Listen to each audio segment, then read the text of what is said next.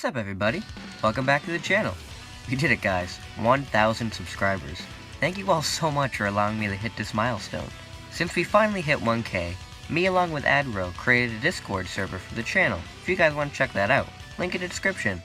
And again, huge shout out to Adro for doing most of the work in creating the server. Link to his channel in the description as well. Now, to celebrate 1,000 subscribers, I've made a pretty long what if today, which is, what if future Trunks could change the past? If you can't tell by the thumbnail, I'm going to be changing the rules of time travel to match Back to the Future logic. Now, some of you might have not seen Back to the Future, so I'm going to be explaining the rules of time travel along with Dragon Balls, and if you don't care about all that, go to this time in the video to get into the actual what if. Dragon Ball's time travel runs on what we call multiverse theory, where when you go back in time, you're actually heading into the past of a parallel world, where things are very similar, sure, but also vastly different. And when you return back to your own time, nothing has changed. If anyone has seen Avengers Endgame, that's kinda what their rules of time travel are. For Back to the Future, when you travel back in time and make a change, you're altering your present by said change.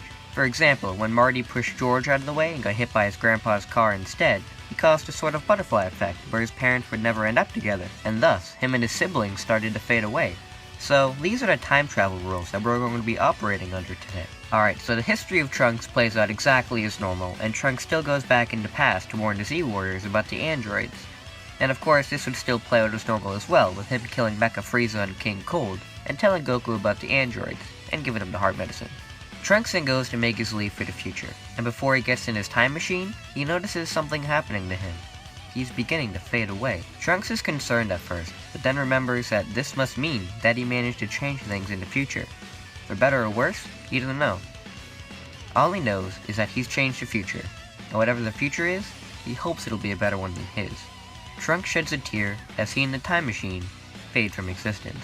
Shortly after Trunks left, the Z-Warriors trained extremely hard for the 3 years, and got exactly as strong as they did in canon, and eventually, the fateful day of May 9th shows up, and the androids strike. Except, since this is technically future Trunks' timeline, it's number 17 and 18 who show up, instead of 19 and 20. The two begin wreaking havoc on the city, until Goku and the others come in to put a stop to them. Goku begins to fight it out with 17, and it's a pretty good match for him, since remember, the androids here are weaker than they are in the original main timeline. But eventually, Goku still falls to the heart virus, and Vegeta steps in. Vegeta and 17 begin their battle, but due to 17 having infinite energy, Vegeta begins to get tired and 17 gets the advantage. This is when Piccolo launches a surprise special beam cannon at 17, which catches him off guard and severely weakens the android. 18 immediately rushes Piccolo out of anger, and beats down on him greatly, while Tien and Gohan try to get her off Piccolo. With 17 being extremely injured, Vegeta takes this opportunity to unleash a Big Bang attack and completely destroy him. Vegeta then tells Krillin to give him a sensu bean fast, and Krillin obliges, and Vegeta gets a slight Zenkai from this and rushes 18, allowing her to get off of Piccolo and the others. With this Zenkai, Vegeta is now equal to 18, and their fight goes on intensely, with Vegeta claiming he doesn't want any help this time.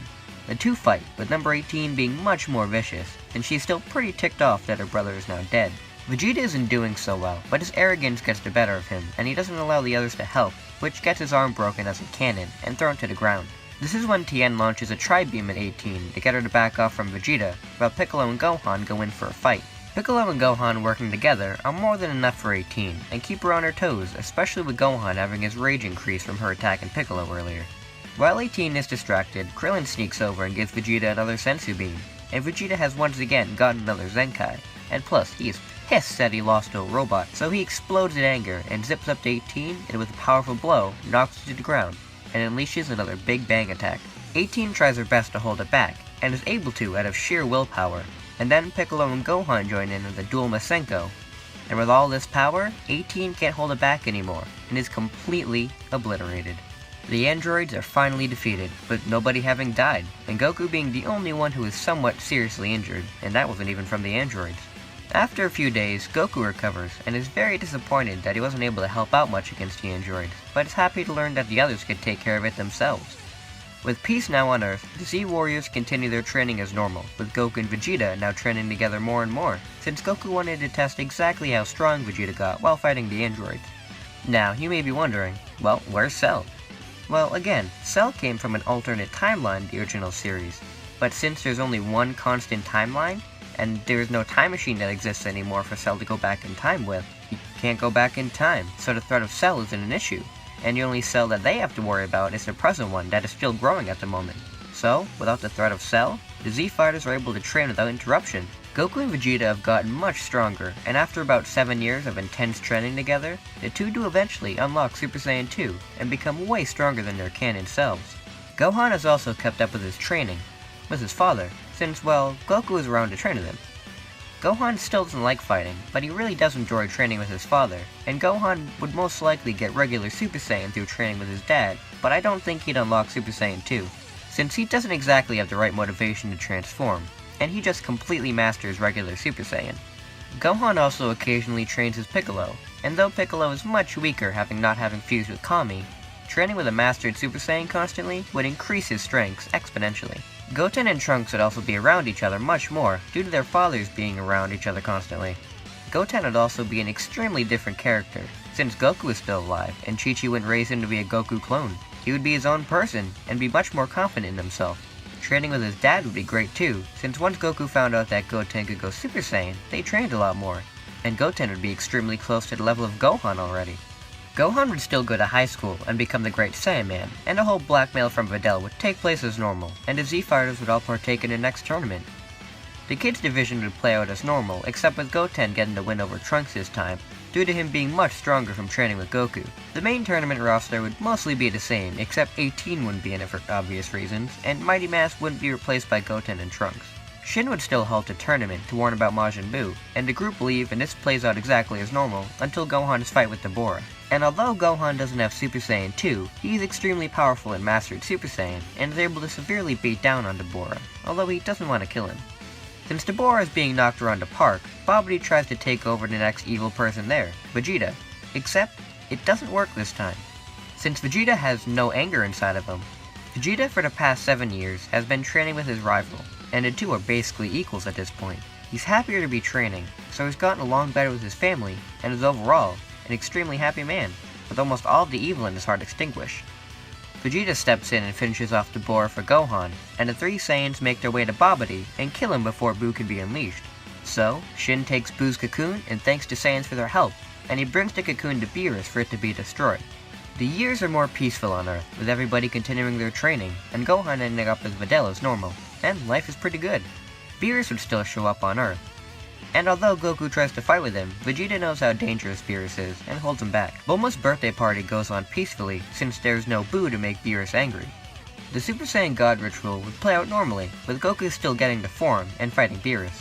From here on, things would basically play out normally from here, up until Frieza is revived and lands on Earth. Since Gohan has kept up his training over the years, he's found a perfect balance between being a family man and training. And since Gohan still holds resentment for what Frieza did all those years ago, he doesn't hold back, and completely obliterates Frieza before he's even able to transform into his golden form. Which stops Resurrection F right there. Thanks, Competent Gohan. The Universe 6 tournament would likely happen as normal too, except with Goten and Trunks replacing Piccolo and Buu. Since the two have gotten so much stronger through training, I'll say that they've managed to access Super Saiyan 2, and would be much stronger than Piccolo and the others, so Goku and Vegeta would allow them to enter.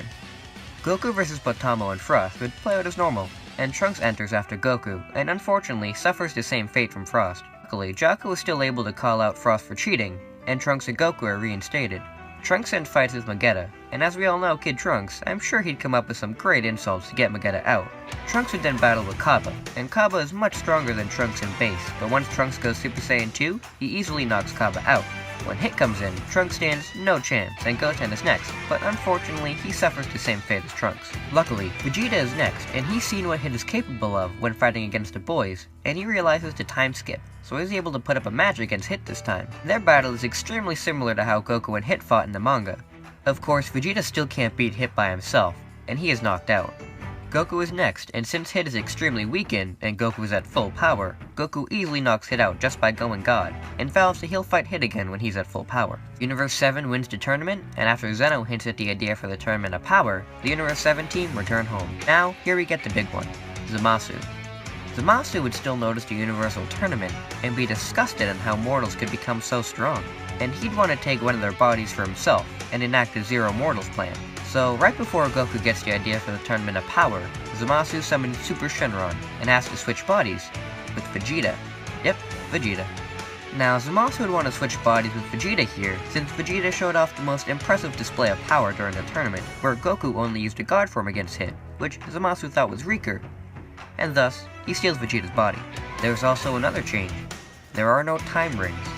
Due to there always being one timeline, due to the Back to the Future time travel logic, there have never been many time rings, and there would be at most one time ring.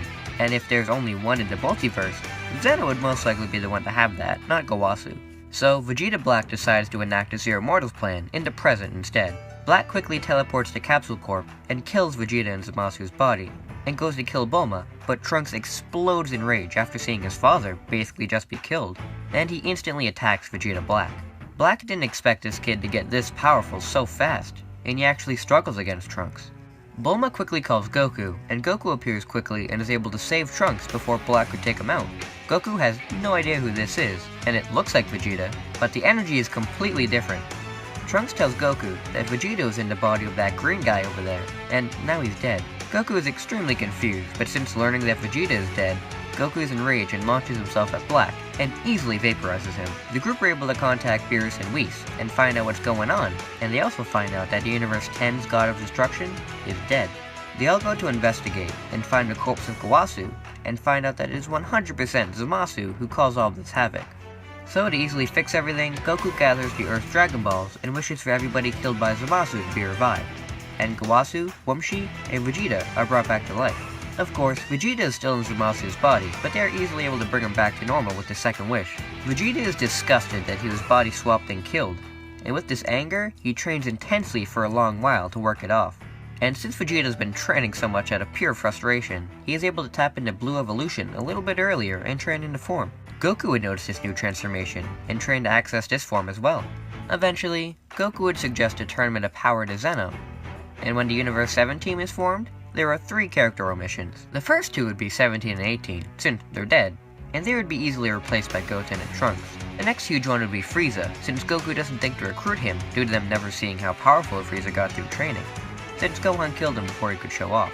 So, the group then decides to pick the next strongest person they know, the almighty Yamcha. The Z Fighters enter the tournament, and immediately, Trunks takes out Frost as revenge for last time, saving Krillin for the time being. Which and Tien work together to also take out the Invisible Fighters, since Tien can use his 3 eyes to see Damon, and Yamcha can use his Spirit Ball to send it around and knock him out. However, 6 Saiyans also don't have Super Saiyan, since Kaba never learned it, which is very similar to my Tarba would have, and they are knocked out pretty fast. The rest of the universes begin to diminish in numbers, and when Goku fights against Jiren, he shows off his new transformation he was working on with Vegeta, Blue Evolution, Kaioken. And this is an extremely powerful form that definitely gives Jiren a run for his money, and forces him to use a lot more power than usual. Even though Jiren is using more power, he still doesn't have much trouble, and Goku is forced to use his Spirit Bomb and unlocks Ultra Instinct as normal. This Ultra Instinct is way more powerful than in canon though, since Goku is way stronger than in canon as well, and Ultra Instinct Omen itself can probably match Jiren, even almost at full power. Jiren becomes winded much faster, and is forced to almost use his full power, just to get Goku out of Ultra Instinct. Once Goku falls out of Ultra Instinct, Vegeta and Hit attack him together and attempt to push him out. But even though Jiren is a little weak from his fight with Goku, he's still able to push him back and even eliminate Hit. Vegeta retreats and hides out with Goku, while Goten and Trunks give their fathers some energy and return to the fighting. Eventually, it's only Universe 11 left, with Gohan and Piccolo working together to take out Dispo, with Piccolo sacrificing himself to get Dispo eliminated. Gohan, Goten, and Trunks fight with Toppo, and aren't able to really land any solid blows until Vegeta comes back in, rested enough, and is able to eliminate Toppo with no struggles. This is when Jiren comes back in, and fights off with everybody at full power, and is able to knock out everybody besides Vegeta. Vegeta tries its hardest against Jiren, and Goku comes in with Blue Evolution Kaioken to help, and are able to push Jiren back a little bit, but the two are eventually thrown back and turn back to normal. This is when Goku tells Vegeta that Shin gave him 2 earrings that they should put on, since Shin said only to use them in dire circumstances, and this pretty much fits the bill. The two have no idea what the earrings are going to do, but decide it must be important, and it's really their only option, so the two put on the earrings and fuse into Vegito. Since Zeno thinks that fusion is awesome, he allows it, and Vegito powers up to Evolution Kaioken, and with a final Kamehameha, he is able to blast Jiren out of the ring, and win the tournament. After this victory, Vegeta wishes for all the universes to be brought back, and Universe 7 returns home. And just to finish us off, there's no Broly movie, since Frieza is still dead. Then that's where we're gonna leave it off right here. So, I hope you guys enjoyed this very long What If special, and once again, thank you all so much for 1,000 subscribers. It really means so much, and I hope you all stick around for more What Ifs on this channel. So, until we meet again guys, see you later!